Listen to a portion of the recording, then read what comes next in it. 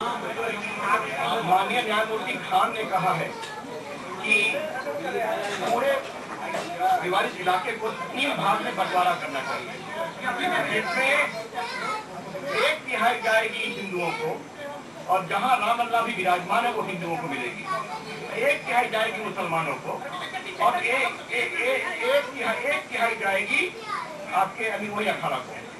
माननीय न्यायमूर्ति सुधीर अग्रवाल जी ने कहा है और उन्होंने मुसलमानों पर खुद डिस्कस कर दिया खान साहब ने। माननीय न्यायमूर्ति सुधीर अग्रवाल ने कहा है कि जहां पर राम अल्लाह भी विराजमान है ये वही स्थान है जो हिंदू विश्वास, आस्था और 700 वर्षों से मानते हैं जहां राम का जन्म हुआ। अतः उन्होंने उनको देव डिक्लेयर किया है, डीटी, और बाकी उन्होंने खान साहब की बात का समर्थन किया है। उन्होंने जो हिंदू राम लल्ला ने सूट फाइल किया था उसको उन्होंने पार्टी अलाउ कर दिया है। जहां तक सवाल है जस्टिस डीवी शर्मा का, उन्होंने भी बाबरी मस्जिद खुद के डिस्कस कर दिया है। जहां तक डीवी शर्मा का सवाल है, उन्होंने निर्णय किया है कि हिंदुओं का पूरा अलाउ कर दिया राम लल्ला का। उन्होंने कहा पूरा परिसर, ये जो मैंने बहस की थी, ये देवकुल है, डीटी है, इसके इस पर कोई कब्जा नहीं कर सकता और उसकी घोषणा करनी है। सहस्रों वर्षों से हिंदू इसे राम की जन्म स्थान मानते हैं अपनी आस्था से, तदनुसार उन्होंने उसकी पूरी घोषणा कर दी। क्या मतलब निकालेगा?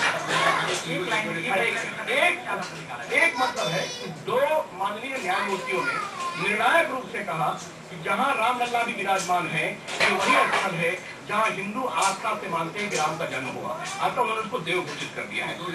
ये 2 जज हैं, माननीय न्यायमूर्ति सुधीर अग्रवाल और माननीय न्यायमूर्ति धर्मेश शर्मा। जहां तक जस्टिस खान का सवाल है, उन्होंने निर्णय किया है कि 1/3 बनना चाहिए।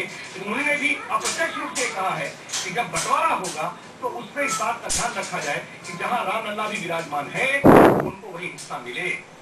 अब मैंने एक बात कही कि निर्णय आ गया है, पार्टीशन अलग बात है।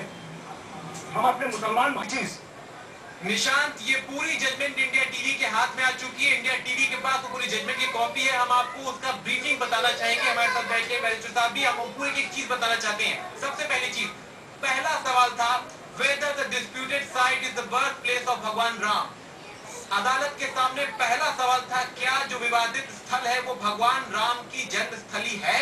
तो इसका जवाब है the disputed site is the birthplace of Lord Ram। यानी कि विवादित स्थल भगवान राम की जन्म स्थली है, ये अदालत ने माना है। Place of birth is juristic person and is the deity, यानी कि वहां पर एक देवतुल्य वहां पर जन्म हुआ है, देवतुल्य हिंदुओं के लिए माने गए राम का जन्म हुआ, ये अदालत ने माना है। The spirit of divine ever remains present everywhere at all times for anyone to invoke at any shape or form or in according with his own aspiration and it can be shapeless and formless also। ये अदालत के साफ तौर पर तीनों जजों ने एक साथ ये बात मानी है। दूसरा सवाल जो अदालत के सामने था, इस जजमेंट की कॉपी पे जो इंडिया टीवी पर हम आपको बताएं, whether the disputed building was a mosque when it was built by whom, यानी कि क्या विवादित स्थल एक मस्जिद था और अगर था तो कब उसे बनाया गया और किसके द्वारा बनाया गया? इसका जवाब आता है the disputed building was constructed by Babur।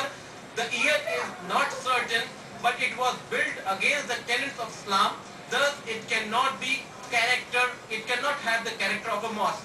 यानी कि विवादित स्थल या विवादित जो बिल्डिंग थी वो बाबर के द्वारा बनाई गई थी। साल कब बनाई गई ये साफ नहीं किया गया है, बस ये बताया गया है कि जो इमारत बनाई गई इस विवादित ढांचे पर वो इमारत इस्लाम के कायदों के हिसाब से नहीं थी, इस वजह से उसे मस्जिद का दर्जा नहीं दिया जा सकता। चले साफ तौर पर दूसरा सवाल खारिज कर दिया गया सुप्रीम कोर्ट बोर्ड का कि यहाँ पर मस्जिद का जो निर्माण तथा कथित तौर पे कहा जा रहा था वो इस्लाम के नियमों के मुताबिक नहीं था और वहां पर बाबर ने स्ट्रक्चर खड़ा किया था, ढांचा खड़ा किया था। तीसरा सवाल जो अदालत के सामने था, whether the mosque was built after demolishing a Hindu temple। क्या वहां पर जो ढांचा था, जो इमारत बनी थी, किसी हिंदू मंदिर को तोड़ करके बनाई गई थी? तो उसका जवाब अदालत ने दिया है the disputed structure was constructed on the site of old structure after demolishing the same। The archaeological survey of India has proved that the structure was a massive Hindu religious structure।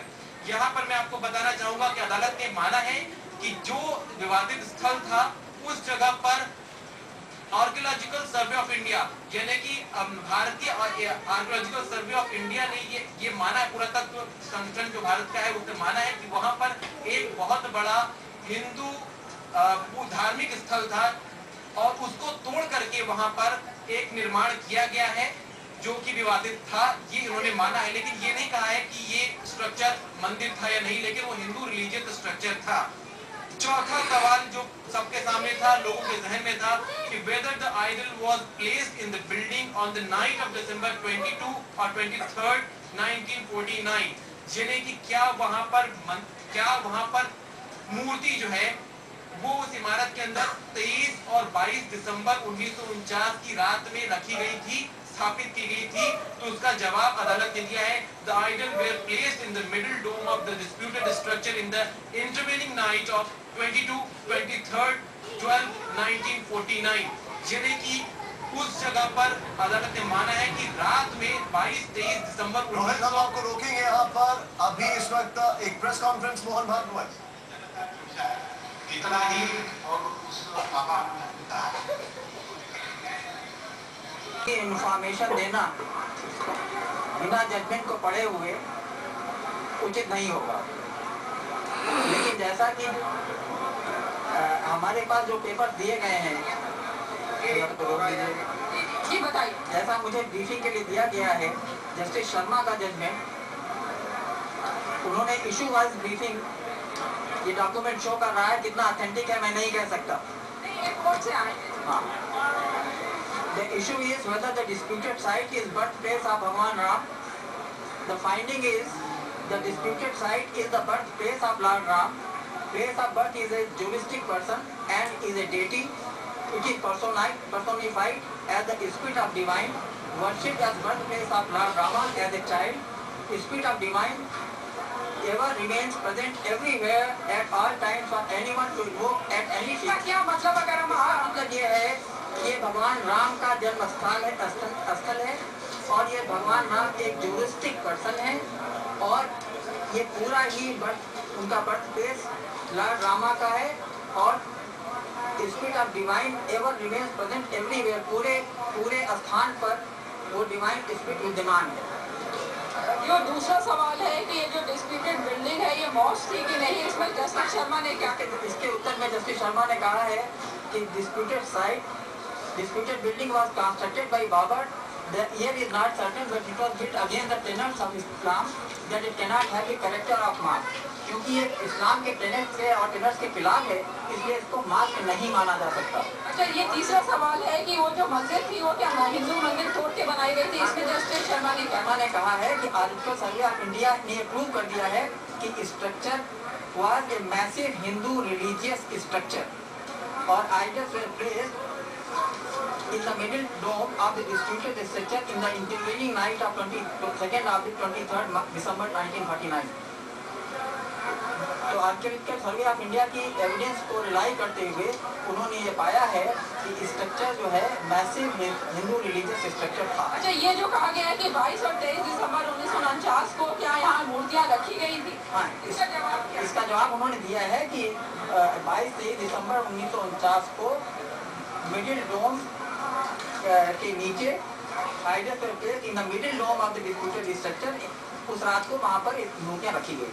अच्छा, जो ये कहा है कि दावे क्या मियाद के अंदर है, इसके बारे में जो जस्टिस शर्मा का जजमेंट है वो क्या करता है? उन्होंने कहा है कि Sunni Waqf board, central Waqf board का